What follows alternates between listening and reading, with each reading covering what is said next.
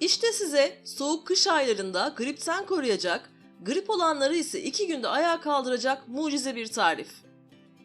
Öncelikle malzemelerimiz: yarım elma, yarım portakal, yarım limon, yarım ayva, 4-5 adet karanfil, 1 adet çubuk tarçın, 1 tatlı kaşığı bal. Videoya geçmeden önce 10 saniyenizi ayırarak kanalımıza abone olup yeni videolarımızdan haberdar olmak için bildirim çubuğunu açarak bize destek olur musunuz?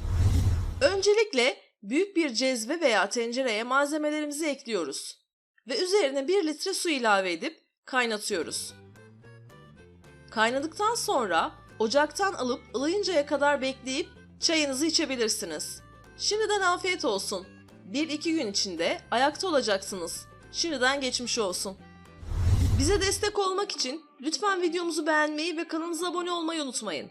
Sorularınız var ise yorum bölümünden bize ulaşabilirsiniz. Bir dahaki videomuzda görüşmek üzere. Sağlıklı kalın.